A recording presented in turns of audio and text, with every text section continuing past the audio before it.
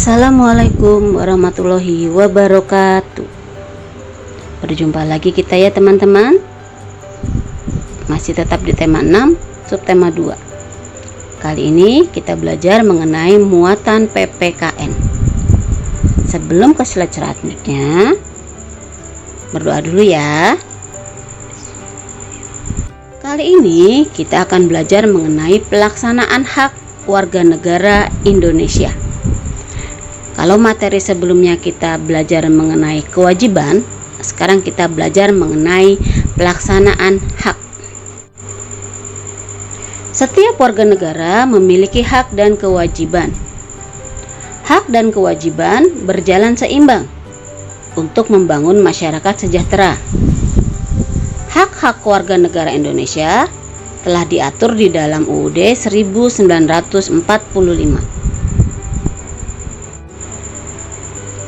Warga negara menurut UUD 1945 yaitu pasal 26 ayat 1 yang mengatakan yang menjadi warga negara ialah orang-orang bangsa lain yang disahkan dengan undang-undang sebagai warga Indonesia. Pasal 26 ayat 2 mengatakan penduduk adalah warga negara Indonesia atau orang asing yang bertempat tinggal di Indonesia. Ya, sekarang kita belajar mengenai hak. Hak adalah sesuatu yang mutlak yang menjadi milik seseorang atau sesuatu yang seharusnya diterima oleh seseorang. Di sini ada beberapa hak sebagai warga negara. Di antaranya adalah hak mendapat perlindungan hukum, hak mendapat pekerjaan dan penghidupan yang layak, hak ikut serta dalam upaya membela negara. Masih banyak hak-hak warga negara lainnya yang dijamin oleh UUD 1945. Manfaat pemenuhan hak sebagai warga negara yaitu setiap warga negara memiliki hak yang sudah ditetapkan oleh UUD 1945. Jadi kita punya hak yang sudah dijamin oleh negara. Hak dan kewajiban harus dilaksanakan secara seimbang. Seorang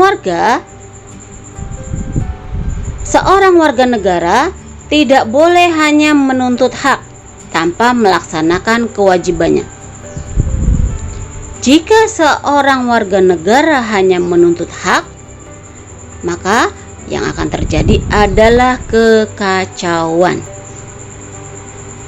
Ini adalah beberapa manfaat pemenuhan hak sebagai warga negara, yaitu menciptakan masyarakat yang adil dan sejahtera, mendapat pekerjaan dan penghidupan yang layak bagi kemanusiaan, terpenuhnya hak atas pendidikan dan pengajaran yang dapat mencerdaskan bangsa.